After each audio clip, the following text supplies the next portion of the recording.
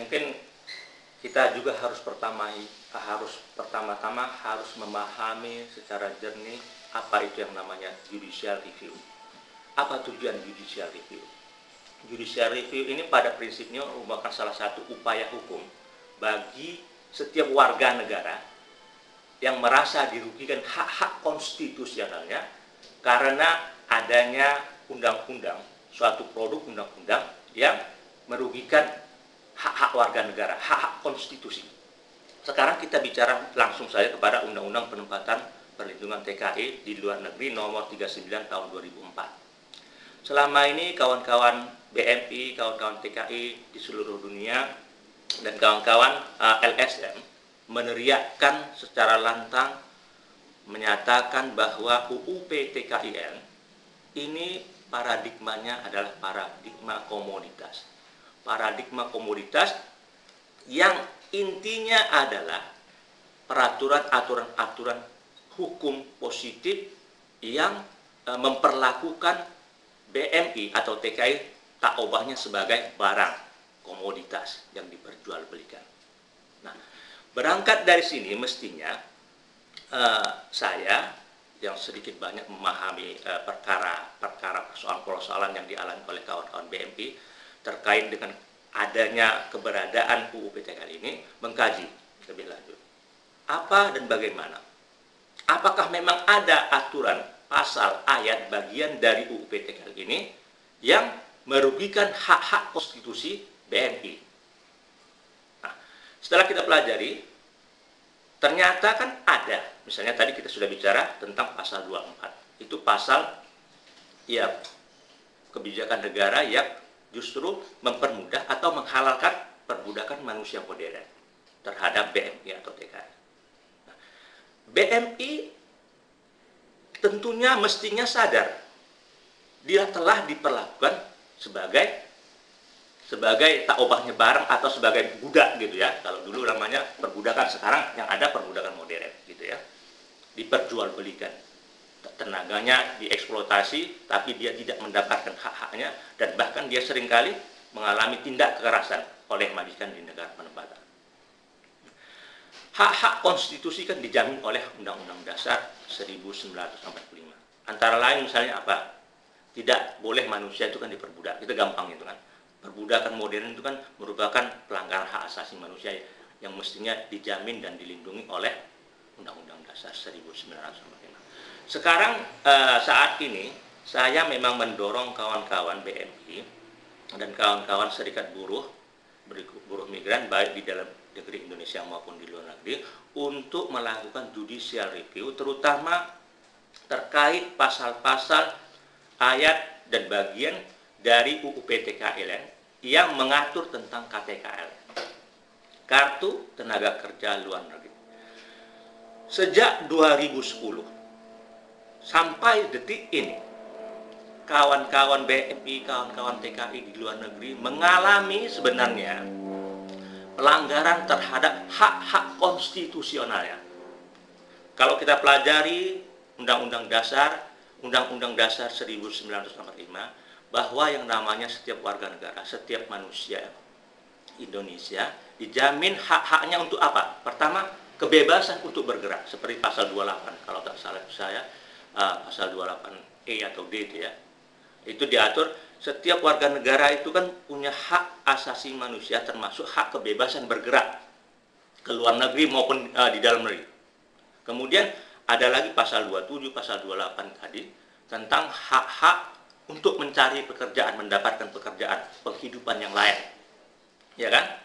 Nah, kasusnya KTKL yang dialami oleh ribuan ataukah ratusan ribu BMI ketika dia berada di bandara setelah pulang cuti dari negara penempatan, mau kembali lagi ke negara penempatan, misalkan Hong Kong lah misalnya ya, dia cuti dari Hong Kong pulang ke Indonesia, setelah 2 minggu masa cuti selesai, dia mau kembali lagi bekerja.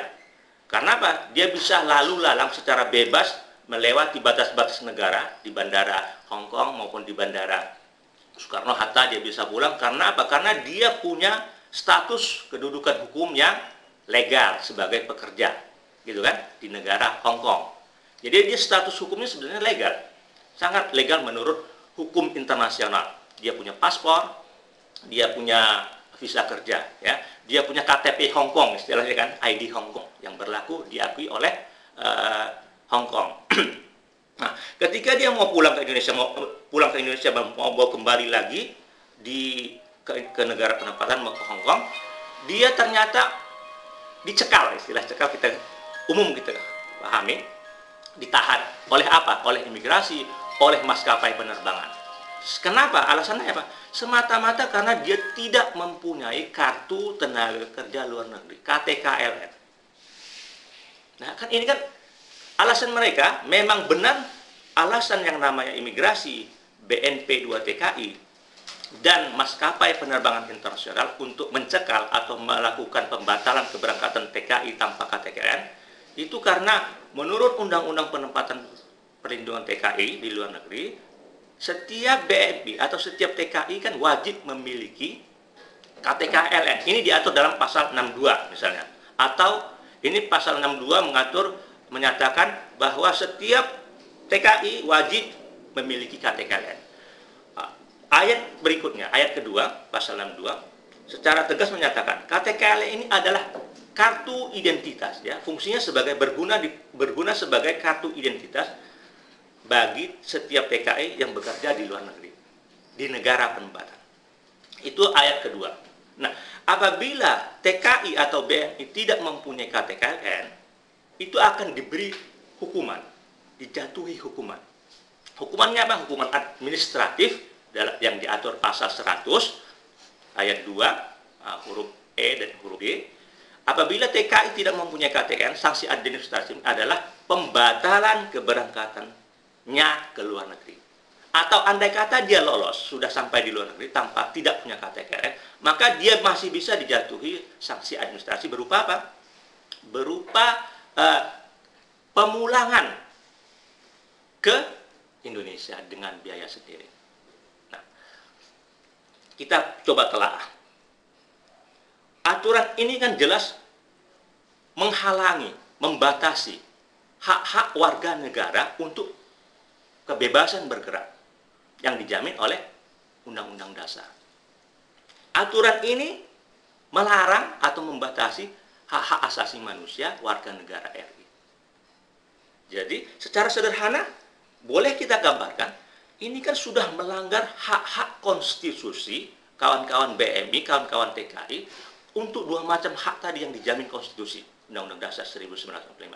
Hak untuk kebebasan bergerak, boleh ke luar negeri, boleh pulang lagi secara bebas, dan hak untuk mendapatkan pekerjaan. Kenyataannya kan banyak kawan-kawan yang gagal berangkat, ya, ditolak keberangkatannya. Akibatnya apa? Akibatnya dia sudah mengalami kerugian konstitusional.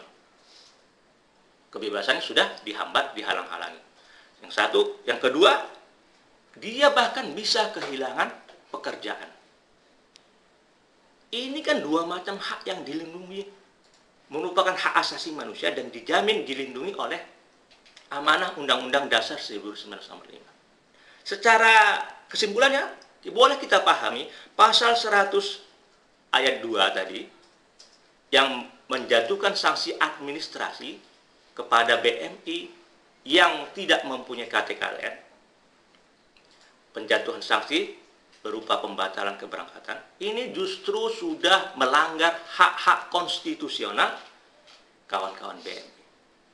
Ada ternyata pasal 100 justru bertentangan dengan Undang-Undang Dasar 1945. Mestinya kalau kita paham hak-hak kita dilanggar oleh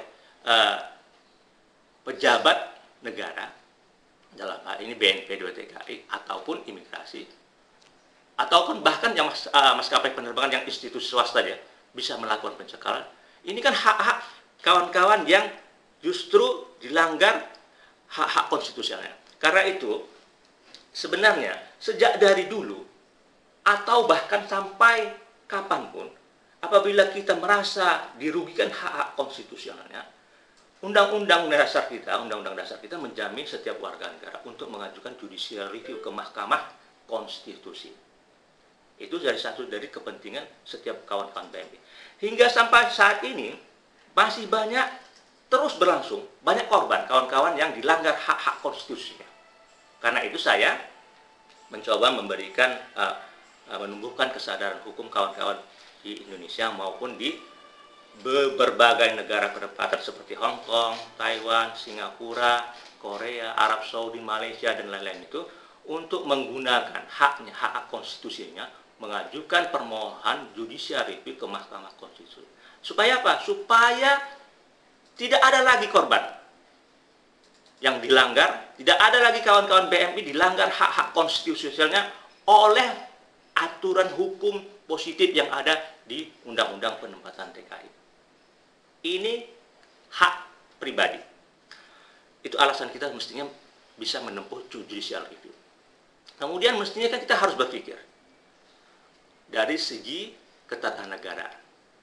Didirikannya Mahkamah Konstitusi sebagai amanat reformasi dengan tujuan untuk meluruskan berbagai macam aturan-aturan hukum dalam bentuk nomenklatur undang-undang ini supaya dinyatakan batal demi hukum. Karena apa? Karena bertentangan dengan undang dasar, melanggar hak asasi manusia.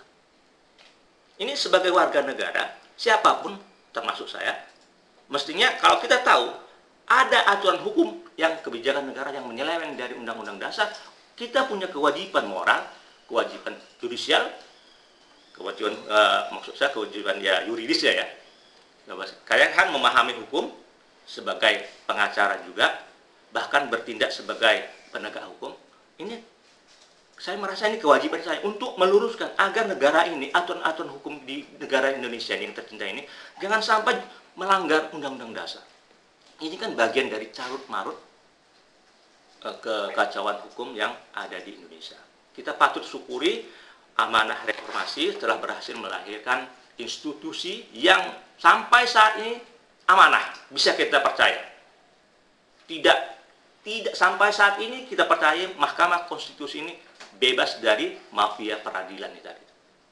Putusan-putusan Mahkamah Konstitusi sejak Profesor Jimli sampai Pak Mahfud, kita akui ini masih berada di rel demokrasi amanah reformasi untuk menegakkan, mengawal undang-undang dasar agar undang-undang dasar ini tegak untuk melindungi kepentingan segenap bangsa Indonesia.